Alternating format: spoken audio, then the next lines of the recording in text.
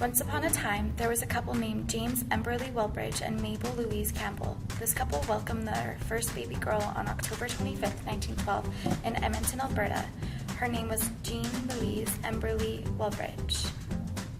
5 years later, in 1918, a little girl by the name of Mary Louise Imrie was born. She was born in Toronto to her parents John Mills Imrie and Lizzie Ann Hamner. At age 3, her family moves to Edmonton. 1 year after Imrie begins her Bachelor in Applied Sciences in Architecture at the University of Alberta, Wallbridge completes the same degree at the same school.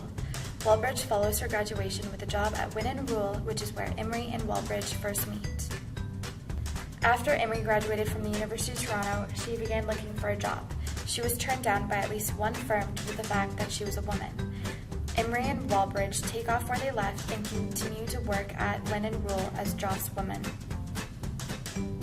In 1946, the girls, as they were commonly called, both moved to work at Doris Newline Tanner.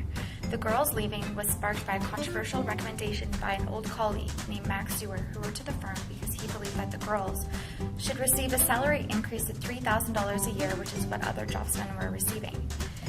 Dewar also expressed that they should receive a change in title. This shows that Imrie and Wallbridge were likely being exploited and taken advantage of for being women in this field of architecture. In 1949, Imrie and Wallbridge decided to take a year-long adventure together to South America. This wasn't the first trip they took together. It has been said that they explored the world often. When the girls returned in 1950, it was then when they began their first firm of Wallbridge and Imrie Architects. They were the first all-woman firm to exist in Canada. They completed 224 projects in total.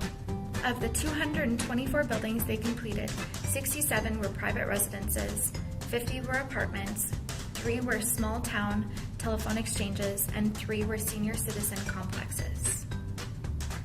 Like many female architects, they were mainly limited to the domestic sphere of homes. In a letter to her professor, Eric Arthur Imrie said that, "If only we got more bigger jobs and fewer headachy ones, we would be considerably wealthier and happier. But that is probably one of the disadvantages of being female. People will get us to do their houses, be thrilled with them, and go to a larger male firm for their warehouses or office buildings." In 1967, Jean Wallbridge passes away at age 67.